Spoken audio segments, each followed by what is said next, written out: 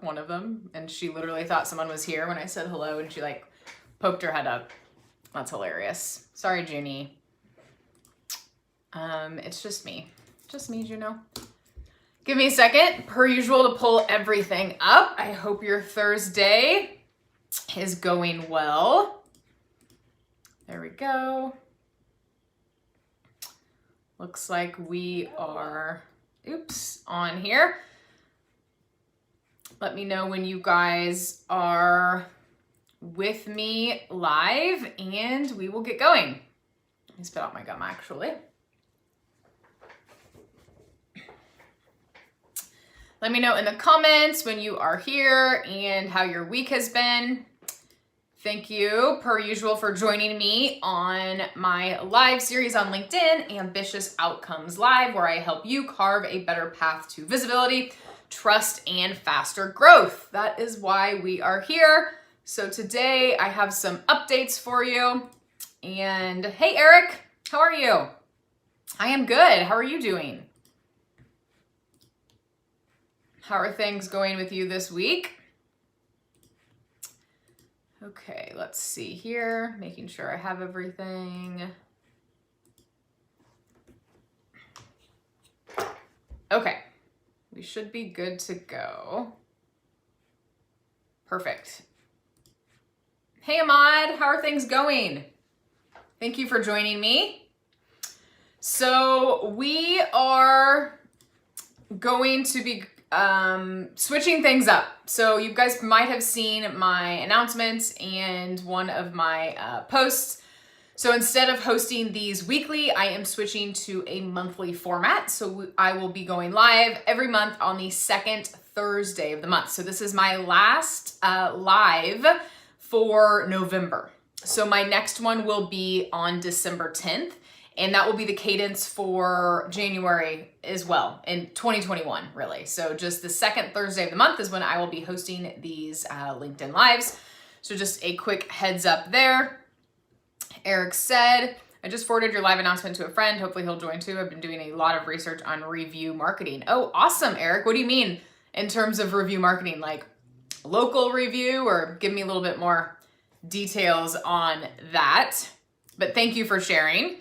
So today again, this is my last LinkedIn Live for the month, and I want to go over a few things I've noticed and that have been happening on the LinkedIn front and share some of that with you guys. So we'll get into that here in a second, and then also some messaging, like as in LinkedIn Messenger, some tips there for you guys that I've been talking about with individuals lately and my remote agency society members earlier today. And then Eric mentioned the LinkedIn showcase pages for business. So Eric, I can discuss that here in a bit as well. But let me know when you guys are here with me, give me a comment and let me know you're here. So first off, I don't know if you guys have been noticing this, but the LinkedIn algorithms have been being weird lately. And by weird, I mean showing up less. So showing less posts in their feed. So for example, we have noticed a decrease in our views across the board for several posts for my own and our clients the last couple of weeks. And come to find out, it wasn't just us, it was everyone. So LinkedIn has made some algorithm updates recently, and I think it might have been around the same time they kind of launched the new platform, the new kind of lighter version of the interface. And with that might have come these algorithm updates. So we noticed that we saw a decrease in our views and our reach, and especially on videos. And so I know a lot of people were, questioning this and why is this happening, and asking, me, should I stop posting videos, et cetera, et cetera. And so this has just been a change we've noticed recently. Also, LinkedIn, it looks like they quit sharing the views on videos. So you used to be able to see how many views public videos had received. Like you could go and look, on your feed, and when you see videos, you can see how many views they have. That's not showing anymore either. So they've been making some recent updates, and just a, hey Jonathan, thanks for hopping on. Just a reminder for everyone to not get too, worked up if you're noticing some of this and your views and whatnot are down, especially video views. This is why it's so important to diversify your content and try different things and different types of content, because we have been noticing this occurring, is the kind of decrease in the views. So, you know, I think they're mixing some things up, they're trying some new things, and that's just the inevitable nature of lovely social media and algorithms. So if you're noticing that in your own post, or you have been, you're not alone. That's something that's been happening across the board. So Eric says, reviews on Google My Business, tons of data on CTRs, conversion rates, small businesses not taking advantage of those free tools. Awesome, Eric. So you're finding a lot that you can do there for small businesses on the reviews front then, I assume. That's great. I love that. And yes, it's such a need right now for businesses. I mean, reputation marketing is everything, especially for local businesses. So I love that you're doing that. And now she's snoring. Wow, Juno. On the LinkedIn Messenger front. So, you know, I've been on calls and kind of helping people with their LinkedIn recently. And, you know, I'll look at what they're doing, and, you know, they say they're sending out messages and they're not working, and, you know, they keep following up with people and they're sending links, etc. And so when I take a look at these messages from people, a lot of people are sending kind of long, lengthy messages with valuable links to something, and they're like, well, it's valuable, it's free. The problem with that is people are bombarded on LinkedIn with lengthy sales messages. So even if you're coming from a place of value, if your message is too long, it's going to get lost, and you're most likely not going to get a response. So if you're wanting to get a response on people on LinkedIn and build relationships, the shorter the better. Short, sweet, to the point.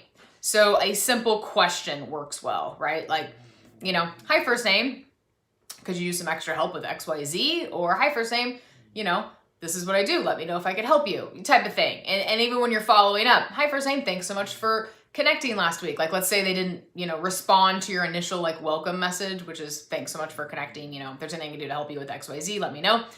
In short, let's say they don't respond to that and you reach out again a week later. A lot of people are tempted to like send links, like links to blog posts or links to an ebook or something. And so many people are doing that and abusing it that, again, even though you're coming from a place of value, it's probably not the best idea. Unless they specifically ask you a question that you can tie into, hey, you know, answer the question. They'd be like, you can actually find more on my, you know, blog here. Let me know if you'd like to set up a quick phone call next week or something. The goal is always to get people on the phone, for most of you, right? For most of us.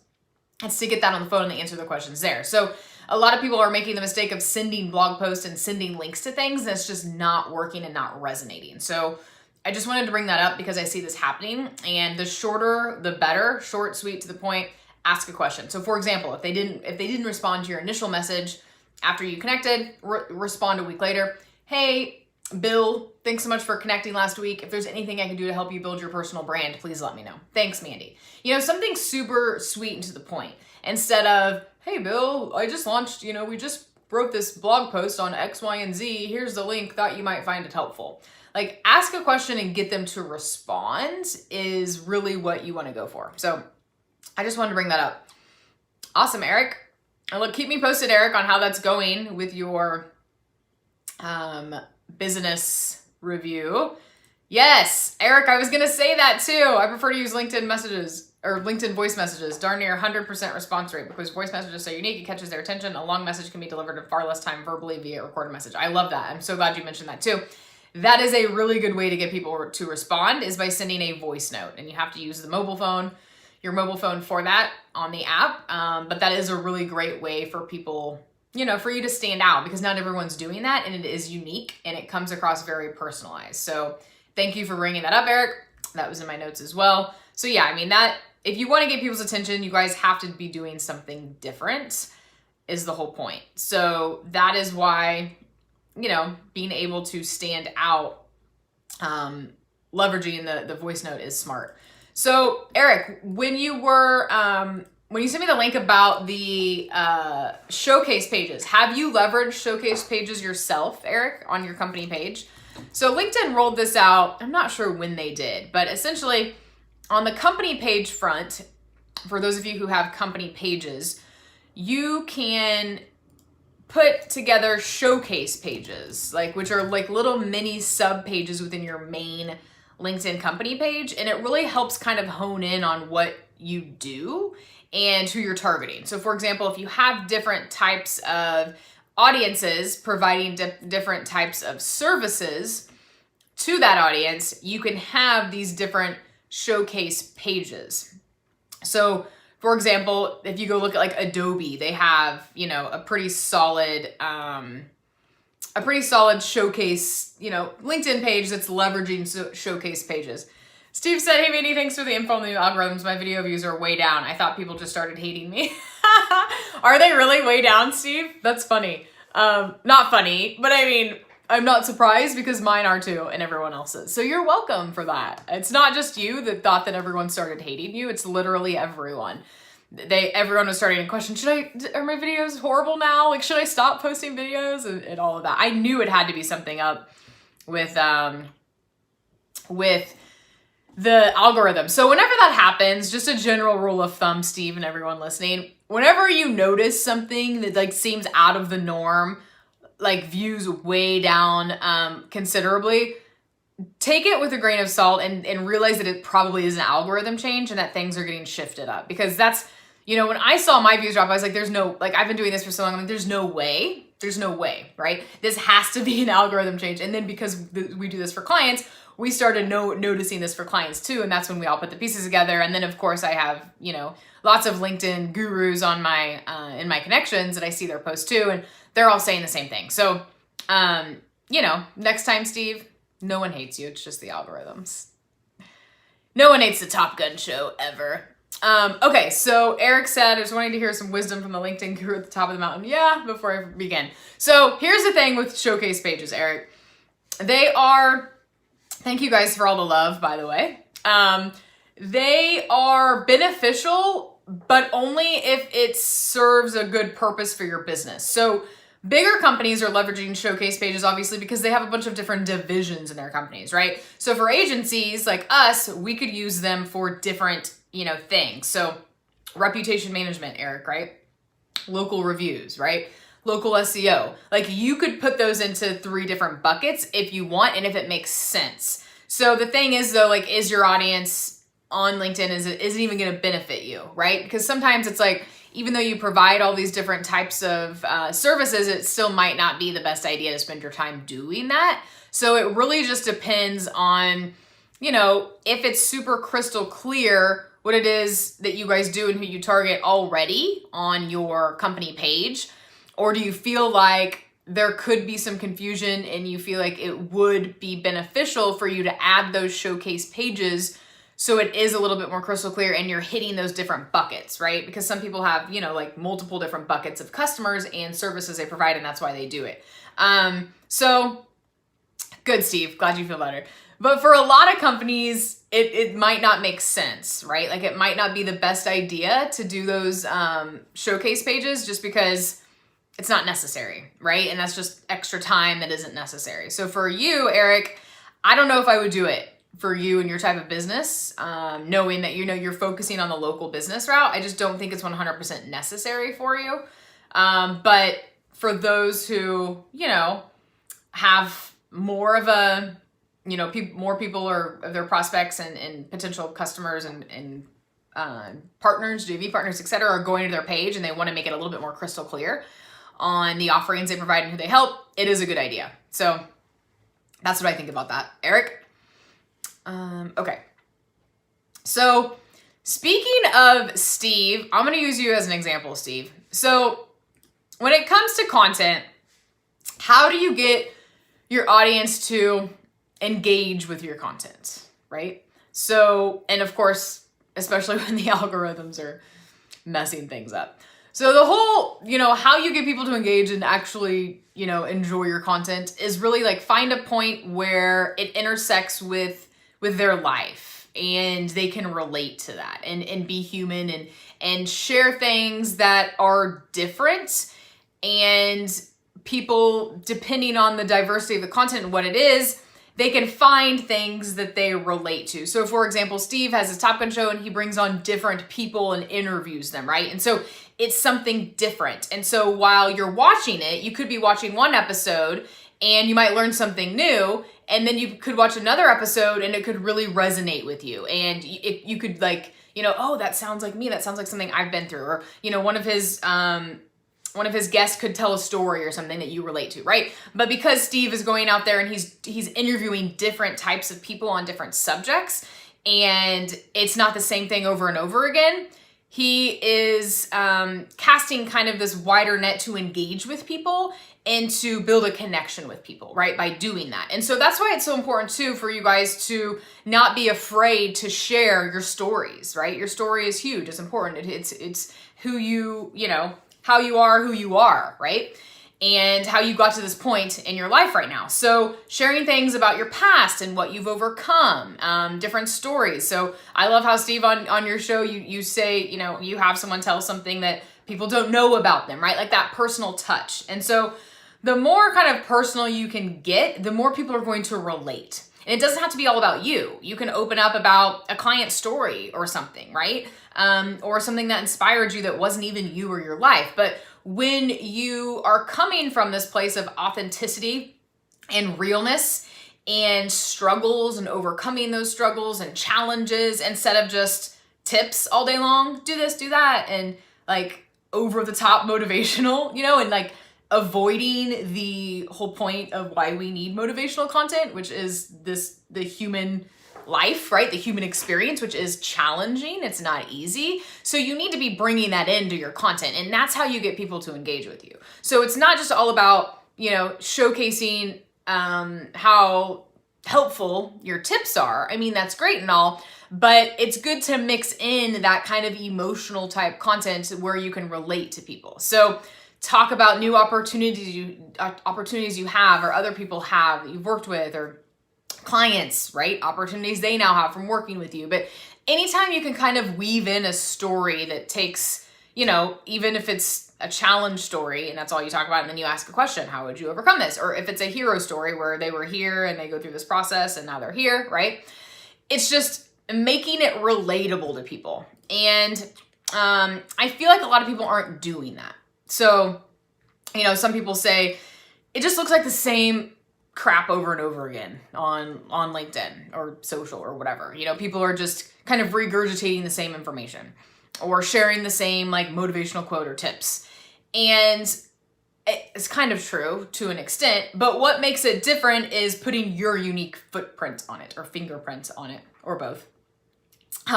Because there's only one of you and only one person who has the experiences you've had and is going through things the way you are and have been, right? And so that's how you are relatable.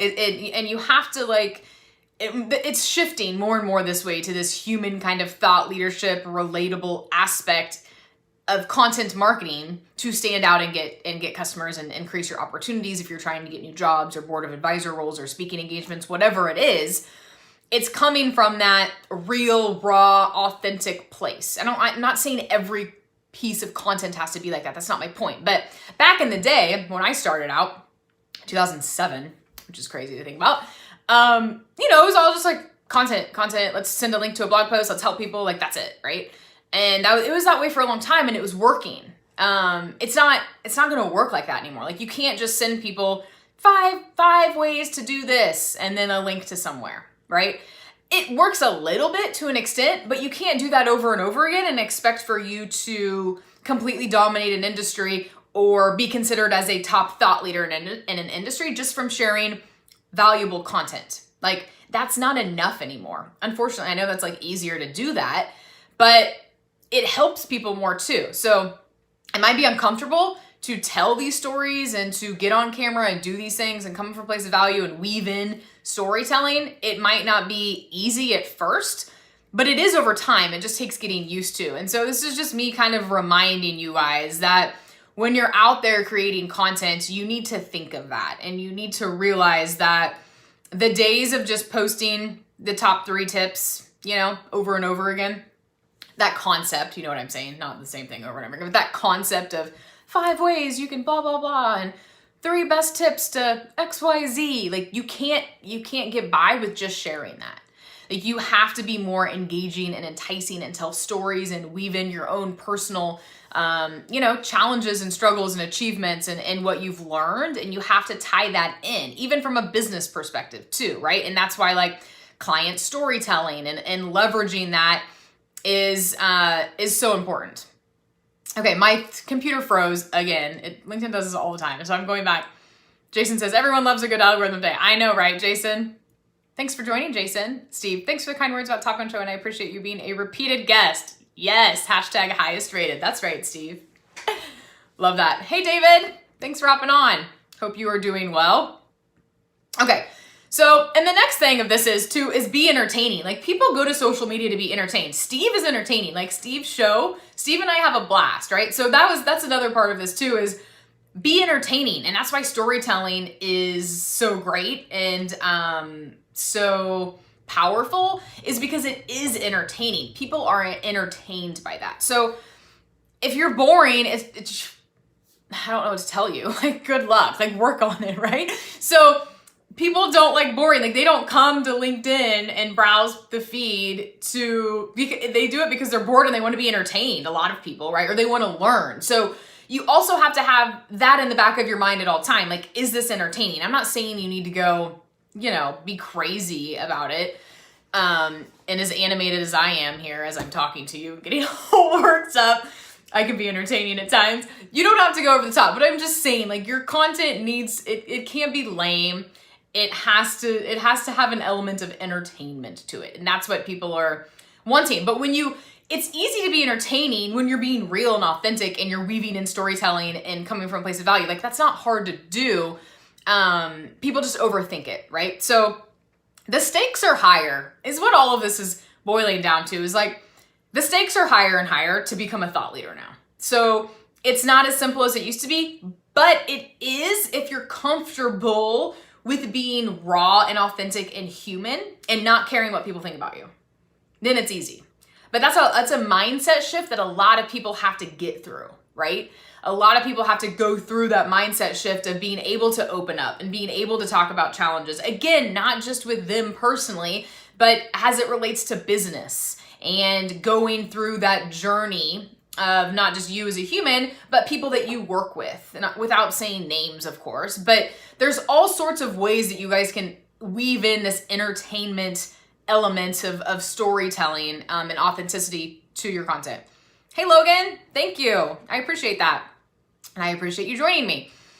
So, this is just, again, a reminder, because a big part of this too is this is mindset shift, right? So you can't just be another leader if you want to be a thought leader. Like, you have to be a thought leader. And by being a thought leader, you are part of the conversation and you are starting the conversation.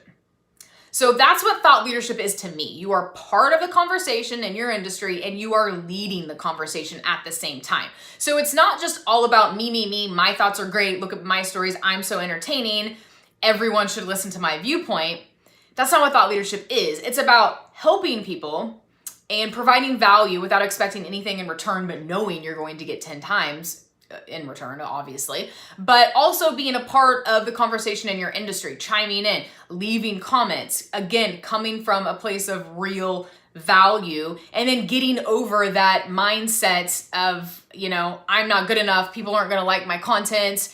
You kind of put your own self in this box, and you are your own worst critic. We all are. That's just human nature. But you have to be willing to take risks and step outside that comfort zone if you want to be a genuine thought leader. And you can't be afraid to disagree with people too, in a polite manner, right? Without being hostile and rude, obviously. But maybe chime in on a popular post that you might have a completely different viewpoint. Like, again, that goes back to not being afraid to share your voice and to share what you've learned, because it will inspire people. And a lot of people too are like, well, people won't like my story and, it's boring or whatever it is. But you have no idea until you go out there and do it. And again, there's always ways to spruce things up to where it's not boring. But a lot of people just get stuck in this mindset of, I'm not good enough. People aren't going to like me. People aren't going to like my content. I don't have anything unique to share.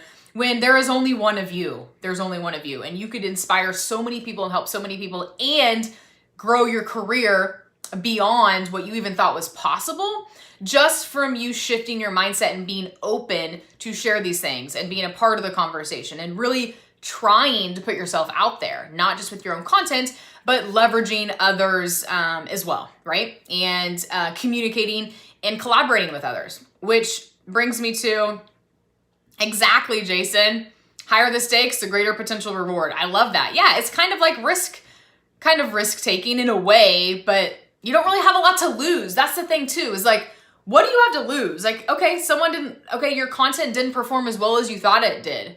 Who cares? Like, go post again, post something different, like learn from it.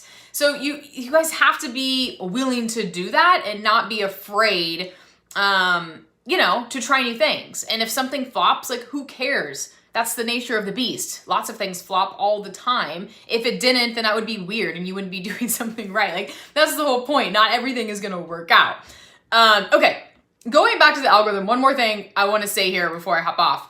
And this is more for, everyone, but more really for small businesses. I want to make sure that you guys are leveraging a CRM or email marketing as well and have some sort of way to get people on your list. Because if for some reason something happens, like, we are at the mercy of these social media channels, right? So this is why relationship is so important, and you take people off of LinkedIn and get on the phone call with them and email, etc., that are a good fit, obviously, for whatever you're trying to do.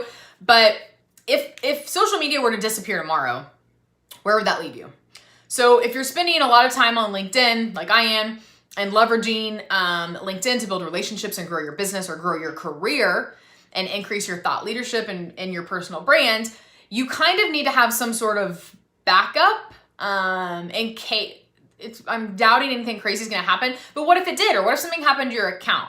And so it's kind of not putting all your eggs in one basket, but having this backup plan to where you're building these relationships and you're building up this authority on LinkedIn, on Facebook, on Instagram, wherever it is. But you also have your personal arsenal of connections that you're building on the side, whether that's a spreadsheet, an old school spreadsheet, and that's your CRM, or if it's a software, which I recommend, but it doesn't matter. Like, you just need to be keeping track of these relationships that you have somewhere outside of LinkedIn, is my point of this, just in case something were to happen. And so this is just a reminder for you to do that, because the last thing you want to do is, God forbid something were to happen and you spend all of this time and you haven't been kind of backing up, what you're doing, then, that's not going to be fun if, heaven forbid, something were to happen. So this is just a reminder to, like, keep track of what you're doing and take your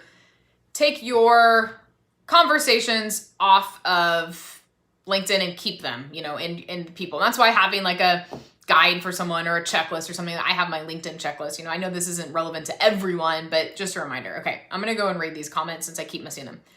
David, start the conversation. My words exactly. Thank you, David. Eric, great point. I see a lot of thought leaders who consider leadership as a monologue, not a dialogue. Ooh, I like that. The dialoguing thought leaders tend to be a rare breed at times and are real gems. I agree. Ahmad, so wise and such great points. Your voice can be a brand. Exactly, Ahmad. Jason, I'm so glad you said that. Because I was thinking that too, and then of course my brain got onto a different topic. Jason says, what's boring to one might not be boring to another. Quadratic equations, for example. You're 100% right. And that's kind of where, that I wish I would have said at the time. Thank you for reminding me of that.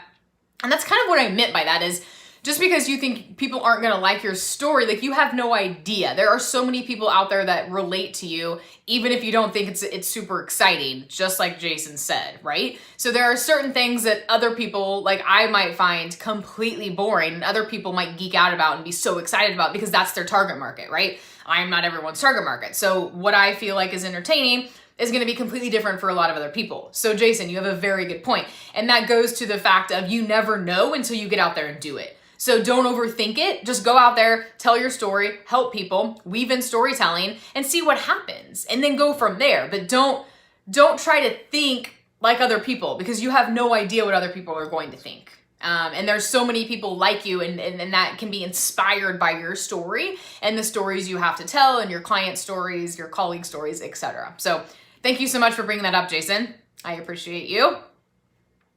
Okay, so let me make sure I have everything here that I went through. I think so. As you guys know, I could talk all day long about this stuff, but that was pretty much the gist of it. So as a reminder, I will be going live once a month. So December 11th is, I think, the date. So the second Thursday of every month, I will be live and have a lot of great information to share with you guys, since it'll be a month at a time now. But if you guys have anything in particular, like Eric messaged me on LinkedIn about the showcase pages. So you guys are more than welcome to do that. If you want me to touch on a particular topic next month, let me know and I will do that. Just send me a message. And of course, if there's anything I can ever do to help you with your LinkedIn, please reach out and I'd be happy to help. All right, so thank you guys so much for joining me. Jason says, I mean, I find them boring, but it looks like you found them exciting. Maybe I did, Jason. Oh man, that's great. Steve, I saw your comment on my Facebook too. That's great. So thank you guys again so much for joining me. Let me know how else I can help you. I will be here live on the 11th of December and I will see you then. All right. Thank you so much. Enjoy your Thanksgiving and the next few weeks and I'll see you next month. Bye guys.